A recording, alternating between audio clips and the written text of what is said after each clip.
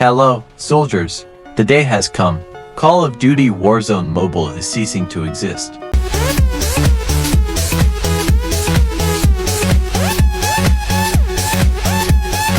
This day has come, sad as it was. The game from the beta version encountered difficulties in the form of the game engine. As a result, it was this problem that ruined this game. If Warzone Mobile had been more optimized and available on a wider range of devices, the game would likely have survived, although the publisher itself is to blame for not being able to find developers, or give the developers the opportunity to optimize the engine. I still believe that this is not entirely Activision's fault.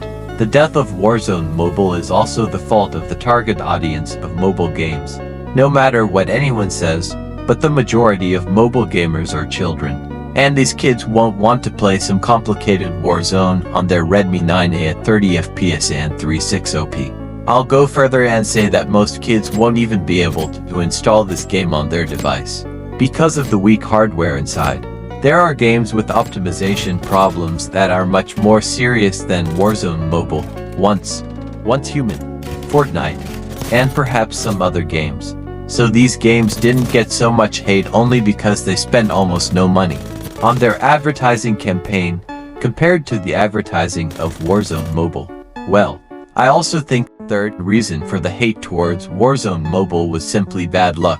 It just so happened that all the school children and shit-eaters playing COD, Standoff, Free Fire, PUBG, Bloodstrike and other similar games started to hate Warzone with the herd effect. So, we can safely say that Warzone Mobile died for 3 reasons. The publisher is a fucking idiot.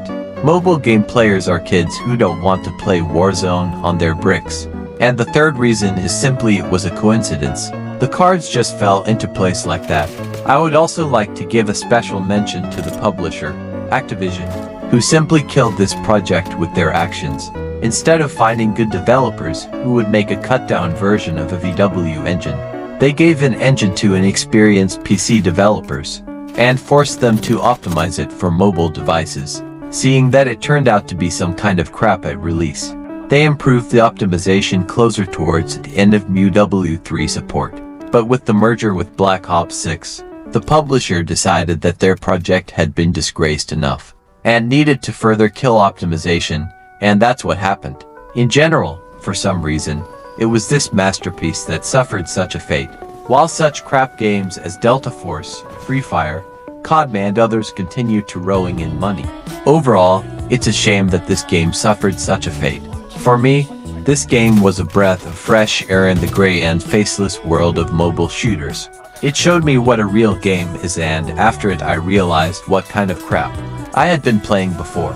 If it weren't for this game, I'd still be grinding battle passes and the same old updates in COD and wouldn't know what a good shooter is. Incidentally, COD has released more content in the last year than the same game did between 2021 and 2024. But more on that in the next video. I hope this game has also taught you, dear soldiers, what quality is, what a publisher's disregard for a project is, what is failure, what is the stupidity of mobile players, and what is optimization. I want this video and the comments to it to become another memorial for Warzone Mobile.